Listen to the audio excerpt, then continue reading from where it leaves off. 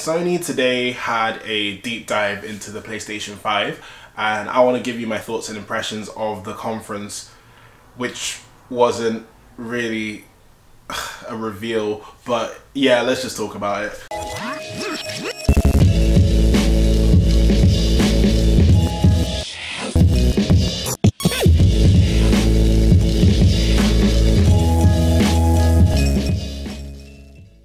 A couple days ago, Sony announced that they're going to have a deep dive into the PlayStation 5. And obviously, after hearing on, I believe, was it Monday or Tuesday, Xbox releasing all their information about the Xbox console and how it's going to run, we thought, hey, we're finally going to get a PlayStation 5 reveal. Yeah, that wasn't the case. So I watched the press conference, right? And as soon as, I forgot who it was, not Mark Cerny, but the guy before him, I think it was Mark Cerny that said this. I can't remember, but one of them came up on stage and said that, oh, we were going to have this press conference at GDC, which is the Game Developers Conference, and they had to cancel because of coronavirus, so here's the conference. I thought to myself, this could be a GDC-esque type conference. So I thought to myself, come on, there's no way this is going to be a GDC-esque conference when Sony has already promoted this around the world as the road to PS5, and we hadn't seen a console, a controller, or even games, and they're going to give us this conference and make it a big thing. There's no way, come on. And it really was. It was 100% a GDC conference, and I'm so confused why Sony didn't just call this, hey, this is a developers conference for the PS5. Why didn't they just call it that? We got information on the console, granted, but it's specs, yeah, but we didn't get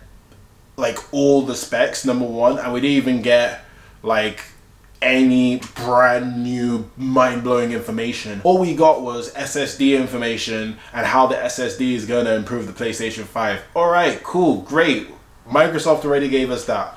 Give us something new, like, come on. Okay, so let's just talk about the specs, because I'm going to be fair to Sony here. They did give information, and yes, it was a GDC conference, so I'm not going to get mad about it. I'm just a little disappointed that we got a GDC conference instead of, you know, a reveal. It has the same 8-core Zen 2 processor, but this time it has 3.5 gigahertz of power instead of the Series X's 3.8 gigahertz of power. It also has 10.28 teraflops as well, compared to the 12 teraflops on the Series X. I'm going to be doing a lot of comparisons in this video, as you can tell. It has the same 16 gigabytes of GDDR6 RAM, so that's cool. I'm sounding a little bit disappointed here, but honestly, these specs are very, very good. I mean, it shows that we're going to have a really, really powerful console, so I may sound a little downbeat, but this is pretty sick. I'm not even gonna lie to you. So here's where it gets interesting, right?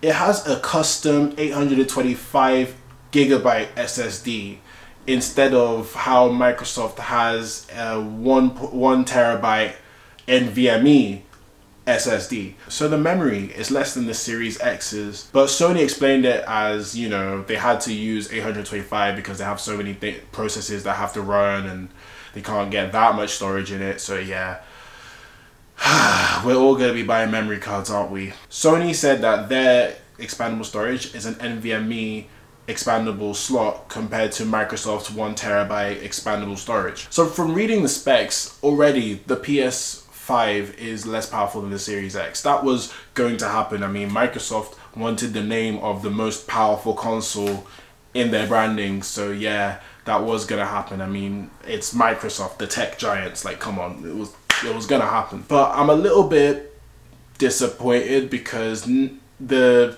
current gen PS4s, I think the PS4 Slims, right, they have 1 terabyte of storage, and now we're going to be having these two consoles with at least one on the Series X and then 825 gig on the PS5. So what's a bit irritating for the gamers is that these storages, right, to put brand new PS5 games onto more storage, you have to get an SSD. Like, you have no choice. You can't play a PS5 title on a HDD. Luckily, Sony said that you can plug in your HDDs that you probably have already connected to your PS4 and you can play your PS4 games off that. So that's cool, right? But the fact that we have to pay so much for SSDs to put more storage onto our consoles, that's going to be such a pain. This is the future now. We're dealing with PCs, so that's what's going to happen. So Sony stated that they're going to have backwards compatibility on the PS5,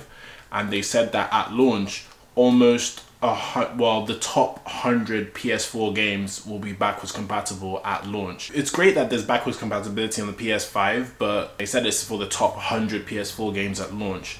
There are definitely way more than 100 PS4 games, probably 200 to 300, maybe even more. And Xbox already announced that they're going to have the Xbox Velocity architecture so that they can run any game and it's enhanced. Well, my guess is that's going to be at launch, but PS5 is only going to have the top 100 PS4 games at launch. So how long will it take to have full backwards compatibility? But this conference, right, in all honesty, it started off very interesting because they started to talk about the whole loading situation and why they're trying to move to more SSD type systems so that they can load worlds instead of having to give you those weird awkward paths to load part of the game, you know? And that's pretty interesting to understand. But this is a 55-minute conference mainly to do with the SSDs and the cores and the power and such nitty-gritty, but they promoted it as a PS5 reveal. Like, I know they didn't say the words PS5 reveal, but like, come on, like the way they promoted it made it seem like a PS5 reveal. And in that regard, Microsoft so far is winning in this gen. Granted, Sony has games and they're going to deliver on the AAA masterclass game studio games that they always have, but I feel like that's the only thing that Sony has left. Luckily, games are super important, so of course they can hold on for that for a while. But if Microsoft start producing games on the same level as Sony, I feel like there might be a shift in, you know, the PS5 to Xbox Series X type console war. I've looked at the Xbox Series X and I've just been smiling all the way through.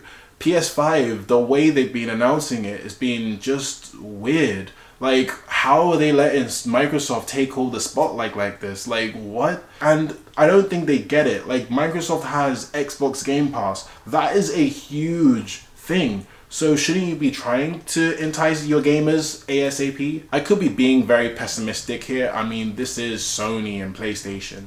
They have so many titles and they also have such a big consumer base. So they're probably going to be fine and they're probably going to be dominant for the foreseeable future. I just wish they took this a bit more seriously, or at least try harder, because I feel like the way that they're doing this, it's not the greatest in all honesty. But who knows, they might just have an E3 press conference, blow out the whole of PS5 and we'll all be celebrating and be jumping on the PS5 bandwagon again. I don't know. But yeah, those are just my thoughts on the PlayStation 5 and what they've announced. I mean, okay, to be honest, this is a great console. I'm not going to be ungrateful here. Sony's making something mind-blowing and I'm really, really grateful for what they're going to make. And I do want to see the franchises that they own into this big brand new gen and see how beautiful or how grand the scope of those games in the future are going to be. So I am going to be grateful. You guys are doing a fantastic job in terms of the console development. But come on, promote this better. Like, do better. Microsoft is kicking your butt. Like, do better at this, guys. Like, come on. Anyway, those are just my opinions on the whole PS5 and the reveal, or the GDC conference or whatever it was. So what do you think? Do you agree or disagree with me? Let me know in the comment section. I'm open to discussion. Thank you very much for watching and I hope you have a great day. Make sure you like and subscribe for more content, and that's pretty much it really. Alright, peace.